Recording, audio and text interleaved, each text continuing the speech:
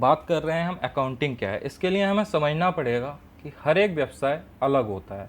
जैसे एग्जांपल में बहुत सारे लोगों मैंने यहाँ पे लिखे हुए हैं, कैस्ट्रॉल है, कोलगेट है, एस्को है, फेडेक्स है। इनके क्या नेचर और बिजनेस सबके अलग अलग हैं। कैस्ट्रॉल बाइक इंजन ऑयल बनाती है, कार इंजन ऑयल बनाती है, कोलगेट टूथपेस्ट बनाता है, फेडेक्स एक कोरियर कंपनी है। तो होता क्या है, इनके नेचर ऑफ बिजनेस इतने अलग हैं कि इन लोगों का प्रॉफिट मार्जिन, इनके काम करने का तरीका, इन लोगों के स्टाफ, इनके इसका सब कुछ बिल्कुल अलग अलग होती है। इनका एक दूसरे से कोई कनेक्शन नहीं है। बट दोस्तों, व्यवसाय अलग हो सकते हैं, अकाउंटिंग सबके लिए सेम है। सबके लिए वही ट्रांजेक्शन होती हैं, सबको माल खरीदना है, सबको माल बेचना है, सबको उसमें कैपिटल इन्वेस्ट करनी है, अगर ओनर है तो सबको एम्प्लॉयज़ रखने हैं। तो अकाउंटिंग सबके लिए सेम होती है, बिजनेस डिफरेंट है। इनकी अकाउंटिंग तो सेम होगी दोस्तों, लेकिन एमआईएस अलग अलग बनेगी हर बिजनेस की, क्योंकि इनकी रिक्वायरमेंट अलग अलग है, इनका कस्टमर बेस अलग है, इन लोगों के जिनसे ये माल खरीदते हैं वेंडर्स वो अलग है। तो यहाँ पे क्या है कि बिजनेस डिफरेंट है, अकाउंटिंग सेम है, एमआईएस इनकी एज पर बिजनेस अलग होगी। ठीक है दोस्तों, आगे चलते हैं। यहाँ पे एक बहुत बड़ा क्वेश्चन आता है कि अच्छा कौन कर रहा है, हु इज़ डूइंग वेल। और वेल की यहाँ पे फुल फॉर्म क्या है, यहाँ पे क्या चीज़ है, मतलब हु इज़ डूइंग वेल मैं क्यों कह रहा हूँ। मैं इसलिए कह रहा हूँ कौन सी कंपनी अच्छा कर रही है। आपने सुना होगा कोलगेट के 2G घोटाला हो गया, ये हो गया, कोलगेट के दाम बढ़ गए, घट गए, कैस्ट्रॉल के शेयर हाइक कर गए। ये होता क्या है, किस तरीके से चल रहा है। ये दोस्तों बड़ा सिंपल सा है। हमारी शेयर मार्केट होती है, जो मैं बाद में अलग से डिस्कस करेंगे, यहाँ अकाउंटिंग का पार्ट है, यहाँ वो चीज़ नहीं डिस्कस कर रहे, मैं मोटा मोटा बता देता हूँ। शेयर मार्केट होती है, उसके अंदर होता क्या है कि एक शेयर जो कंपनी ने ऑलरेडी अपने शेयर मार्केट में बेच दिए हैं, उन्हीं शेयर्स को बार बार कुछ लोग खरीदते हैं, कुछ लोग बेचते हैं, वो अलग से स्टॉक एक्सचेंज में चलता रहता है। उनके प्राइस ऊपर नीचे होते रहते हैं। वो ऊपर नीचे किस तरीके से होते हैं, जैसे जैसे कंपनीज में कोई डिसीजन मेकिंग होगी, कंपनी के ऊपर इम्पैक्ट आएगा। सपोज करो कंपनी के असेट्स कई बार ख़त्म हो रहे हैं या फिर कंपनीज पर लाइबिलिटी बढ़ रही है, तो उसके शेयर प्राइस ऑटोमेटिकली मार्केट में नीचे जाने शुरू हो जाएंगे। उसके शेयर को कोई ख़रीदना नहीं चाहेगा। और कोई कंपनी अच्छे रिटर्न्स दे रही है, हर साल अच्छा प्रॉफिट कमा रही है और अच्छा टैक्स पे कर रही है गवर्नमेंट को, तो उस कंडीशन में वो कंपनी अच्छी कहलाएगी, उसके शेयर्स के प्राइस बढ़ेंगे। तो यहाँ पे ये सब चीज़ें जानने के लिए हमें क्या करना पड़ेगा, हमें देखना पड़ेगा कि कंपनी ने पूरे साल में कितने रुपए का व्यवसाय करा, उस व्यवसाय में कितने उसके खर्चे हो गए, खर्चे के बाद कितने रुपए उसे बचे, उस पर कितना टैक्स चला गया, टैक्स जाने के बाद कितना उनने शेयर होल्डर को डिविडेंड देना है, लास्ट में उसके पास कितने % बच रहा है। इन सब चीज़ों के लिए क्या करना पड़ेगा, उसे डे 1 से अपनी हर एक ट्रांजैक्शन जो भी वो कर रही है कंपनी लिख के और उसको एक प्रॉपर मैनर में तैयार करना पड़ेगा, सो डैट लास्ट में एक फाइनलाइजेशन पोजीशन पे वो पहुंच सके कि हाँ भाई हमने पूरे साल में या पूरे महीने में पूरे क्वार्टर में क्या काम किया। ठीक है दोस्तों, तो इसका सिंपल सा हु इज डूइंग वेल का मतलब ये है कि कौन कंपनी अच्छा कर रही है, वो हमें देखना। इसके बाद सेकंड आता है हु इज डूइंग पुअरली। जैसे हम लोगों ने हु इज डूइंग वेल का एग्जाम्पल देखा, वहीं हु इज डूइंग पुअरली का मतलब यही है कि कौन सी कंपनी बुरा कर रही है। कुछ कंपनियां अच्छा कर रही हैं तो ऑटोमेटिकली कुछ कंपनियां बुरा भी कर रही होंगी। जैसा कि मैंने आपको बताया, कुछ कंपनियों के शेयर बढ़ेंगे तो कुछ के कम भी होंगे। डिपेंड करता है कंपनी के मैनेजमेंट डिसीजंस पे, और मैनेजमेंट डिसीजन लेता है अकाउंटिंग डेटा से। अगर अकाउंटिंग डेटा सही नहीं है, मैनेजमेंट सही से डिसीजन नहीं ले पाया है उस अकाउंटिंग डेटा को लेके, तो फिर कहीं ना कहीं कंपनी डाउन पे जाएगी और उसे बोलते हैं हु इज डूइंग पुअरली, यानी कौन गलत कर रहा है, नीचे जा रहा है। But does well even mean, ये मैं आपको समझा चुका हूँ। वेल का मतलब यही है कि कौन बहुत अच्छा कर रहा है, कौन अच्छे डिसीजंस ले पा रहा है, किसके पास प्रॉपर अकाउंटिंग डेटा अवेलेबल है। ठीक है दोस्तों, अब जैसा कि हम लोग बात कर रहे थे, हर एक बिजनेस डिफरेंट है। कंपनी के अंदर क्यों अकाउंटिंग की ज़रूरत पड़ती है, क्या है अकाउंटिंग, उसकी सबसे बड़ी बेसिक चीज़ें ये हैं, क्वेश्चंस जो सामने आते हैं कि company what is the profit और लॉस पोजीशन, यानी कंपनी की क्या स्थिति है, क्या उसने कमाया या क्या उसने गंवाया, वो कैसे पता चलेगा, वो पता चलेगा अकाउंटिंग डेटा से। How much profit did the business make, कितने प्रतिशत प्रॉफिट कमाया, कितनी लागत पे प्रॉफिट जो आ रहा है वो कितने % आ रहा है, वो कैसे पता चलेगा, वो पता चलेगा अकाउंटिंग डेटा से। इस साल जो मैंने प्रॉफिट कमाया, पिछले साल जो प्रॉफिट कमाया था उसके अकॉर्डिंग इस साल जो मेरी % है प्रॉफिट की वो कम हुई है या ज़्यादा हुई है, वो कहाँ से पता चलेगा, पता चलेगा अकाउंटिंग डेटा से। मेरे स्टॉक अच्छे बिक रहे हैं मार्केट में, या मेरी स्टॉक की पोजीशन, स्टॉक मेरे निकल ही नहीं रहे मार्केट में, मेरे स्टॉक गोडाउन में पड़े हुए हैं 100% और मार्केट में सेल जा रही है 20%, 80% की मेरी रोटेशन नहीं बन रही। तो ये सारी चीज़ें मेरी कहाँ से पता चलेंगी? अकाउंटिंग से। बहुत सारे क्वेश्चन हैं दोस्तों। क्या कंपनी के पास इतना कैश है कि वो आगे डिसीजन मेकिंग कर सके? क्या कंपनी अपने आप को बड़ा करने लायक है? What return is the firm making on the owners investment, यानी कि जो इन्वेस्टमेंट कंपनी में कैपिटल इन्वेस्टमेंट ओनर्स ने करी है उसके ऊपर क्या उन्हें प्रॉपर रिटर्न मिल रहा है? क्या उसके ऊपर इतना पैसा उन्हें मिल रहा है कि उस इन्वेस्टमेंट को जस्टिफाई करा जा सके उस बिजनेस के लिए? कहीं ऐसा तो नहीं है इन्वेस्टर के मन में ये आ जाए, यार इस पैसे को मैं एफडी करा दूंगा तो एफडी पे ही मेरे को 10% साल का बच जाएगा, मैं क्यों इतने झंझट में पड़ूँ अगर मुझे 10% साल का भी प्रॉफिट नहीं बच रहा है। तो इस तरह के बहुत सारे क्वेश्चंस हैं जो दिमाग में आ सकते हैं, जिनको जस्टिफाई करेगी हमारी अकाउंटिंग डेटा। अकाउंटिंग डेटा से क्या है, प्रॉपर फिगर्स सामने आ जाएंगे कि ऐसा नहीं है जैसा आप सोच रहे हैं, ये प्रॉपर फिगर्स हैं, आप लोग ये कमा रहे हैं या आप लोग ये नहीं कमा रहे हैं, वो सारी चीज़ें हमारी अकाउंटिंग से सामने आएंगी। ठीक है दोस्तों।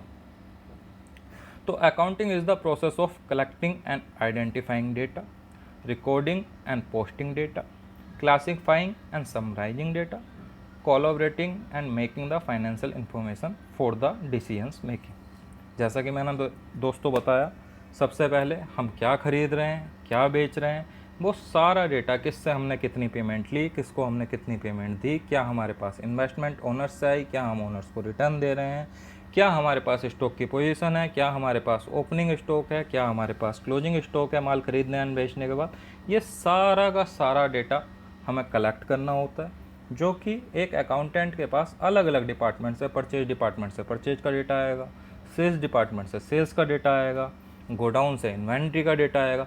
उस सारे डेटा को कलेक्ट करके आइडेंटिफाई करना कि कौन सा इसमें से सेल का डेटा है, कौन सा परचेज का है, कौन सा क्या है, कौन सी बैंक की एंट्री है, कौन सी कैश की है, आइडेंटिफाई और कलेक्ट करना हमारी अकाउंटिंग का पहला फर्स्ट स्टेप होता है। सेकंड स्टेप, अब हमने कलेक्ट कर लिया, आइडेंटिफाई कर लिया, अलग अलग डेटा रखा हुआ है, सेल के सारे बिल एक जगह हैं, परचेज के सारे बिल एक जगह हैं, बैंक के स्टेटमेंट मेरी एक जगह रखी हुई हैं, कैश जिसे जिसे मैंने पे करा वो सारे बाउचर एक जगह हैं, कैश कहाँ से आया वो सारे बाउचर एक जगह। तो मेरे क्या है, अब अलग अलग आइडेंटिफाई होकर मेरा डेटा कलेक्ट हो गया। अब मैं शुरू करता हूँ। सबसे पहले मैं अपनी सेल की एंट्रियाँ चढ़ा लेता हूँ, रिकॉर्डिंग बोलते हैं इसको, रिकॉर्डिंग एंड पोस्टिंग डेटा, यानी कि अपने सॉफ्टवेयर में या अपनी किताबों के अंदर अब मैं उस डेटा को एंट्री कर रहा हूँ, रिकॉर्ड कर रहा हूँ। वो हमारी सेकंड स्टेप होता है, रिकॉर्डिंग एंड पोस्टिंग डेटा। अब उसके बाद होता है क्लासीफाइंग एंड समराइजिंग डेटा। अब मैंने एंट्री कर ली, उसके बाद मैं अपना प्रॉफिट एंड लॉस पोजीशन पर जाता हूँ और समराइज करके देखता हूँ कि टोटल कितने रुपए का कल मैंने माल बेचा था, कल कितने रुपए का माल खरीदा था, कितने रुपए मैंने अपने वेंडर्स को दिए थे, कितने रुपए मेरे वेंडर्स से मेरे पास आए थे, कितने रुपए उसमें से बैंक में थे और कितने का काम मेरा कैश में हुआ। तो ये सारा का सारा मेरा क्लासीफाइंग एंड समराइजिंग में कवर होता है। ये मेरा थर्ड स्टेप है अकाउंटिंग का। फोर्थ स्टेप जो होता है, collaborating and making the financial information for the decision making.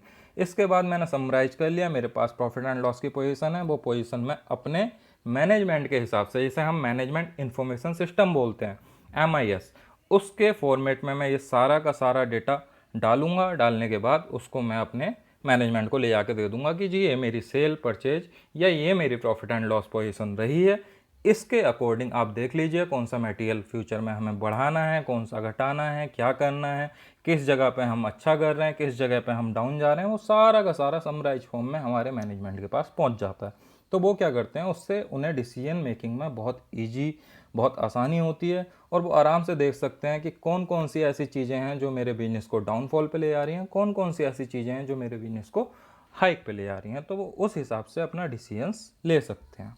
Decision तो at the end of the day management को ही लेना होता है, लेकिन अकाउंटिंग डेटा उस डिसीजन मेकिंग में 99% हेल्प करता है। चलिए दोस्तों आगे चलते हैं। इसके बाद अकाउंटिंग करने के बाद हमें जो रिक्वायर्ड होती हैं मंथली और क्वार्टरली बेसिस पर रिपोर्ट्स, वो सारी हमें अकाउंटिंग डेटा से मिल जाती हैं। जैसे क्या इन्वेस्टमेंट आई, कितना GST है, कितना हमने बेजिस पे करा, क्या रेंट पे करा, क्या लोन हमने रीपे कर दिए, कैश की सेल कितनी है, इलेक्ट्रिसिटी बिल कितना आया, वो कब पे करना है, पे हुआ है नहीं हुआ है, पिछला कहीं पेंडिंग तो नहीं पड़ा, फ़ोन के बिल, किसी का फ़ोन बंद ना हो जाए, सबके फ़ोन के बिल भरे गए नहीं भरे गए, क्या सेल्स किसी से वापस आई है तो वो स्टॉक कौन सा है जो मार्केट से वापस आ रहा है, क्यों वापस आ रहा है, क्या दिक्कत है। तो ये सारी चीज़ें हमें अकाउंटिंग डेटा से पता चल जाती हैं।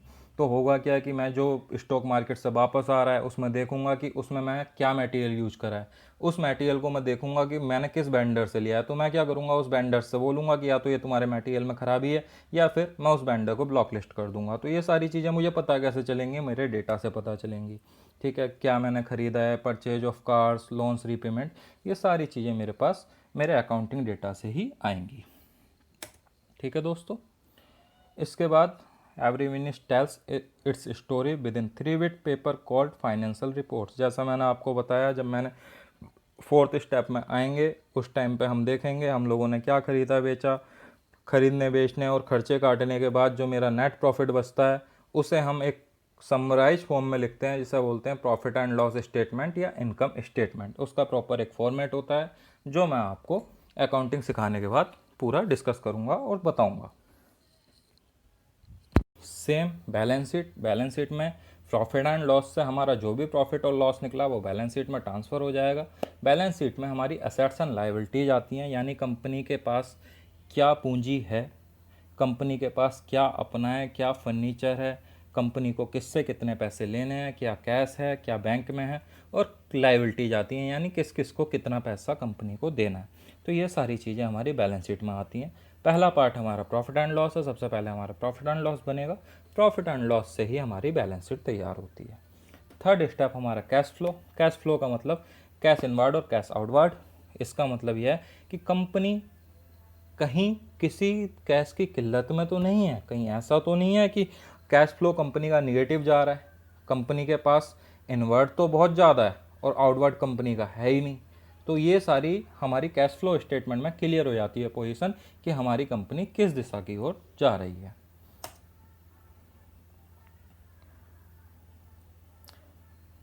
ये दोस्तों हम डिस्कस कर चुके हैं 3 report, income statement, balance sheet, cash flow. ये हम लोग मंथली भी बना सकते हैं, क्वार्टरली बना सकते हैं, 6 मंथ बना सकते हैं, 12 मंथ, या अलग अलग कंपनी की पॉलिसी पर डिपेंड करता है कि वो किस पीरियड पे इन रिपोर्ट्स को बनाना चाहती है। कुछ कंपनी हर महीने अपनी कंपनी की पोजीशंस देखना चाहती हैं कि हम कहाँ खड़े हुए हैं, कहाँ नहीं खड़े हुए, ताकि वो इनिशियल लेवल पे बहुत क्विकली डिसीजन ले लेके फटाफट से अपना कंपनी को डिसीजन मेकिंग कर सकें। कुछ कंपनियां उसी चीज़ को क्वार्टरली करती हैं, कुछ 6 मंथ में, कुछ 12 मंथ में। तो इस प्रोसेस को हर महीने करने वाली कंपनियां MIS एक्सपर्ट को भी हायर करती हैं। वो क्या करती हैं, एक MIS एक्सपर्ट को बना लेती हैं कि भाई अकाउंटिंग डेटा आप अपने पास रखो, इस फॉर्मेट में हमें हमारी इन्फॉर्मेशन चाहिए, इस फॉर्मेट में हमारे अकाउंटिंग डेटा को कन्वर्ट करके हमें दे दो, ताकि हम हर महीने उस फॉर्मेट में उस डेटा को देख के डिसीजन ले सकें कि हमने करना क्या है। कहीं कोई दिक्कत होती है, कहीं कोई इश्यू बनते हैं, आप मुझसे बात कीजिए। अगर वीडियो पसंद आई हो तो वीडियो को लाइक करें, सब्सक्राइब करें और बेल आइकन को दबाना ना भूलें। आपका कोई भी कमेंट अगर होता है, इस वीडियो को लेकर कोई सजेशन होता है, तो आप कमेंट में लिखना ना भूलें।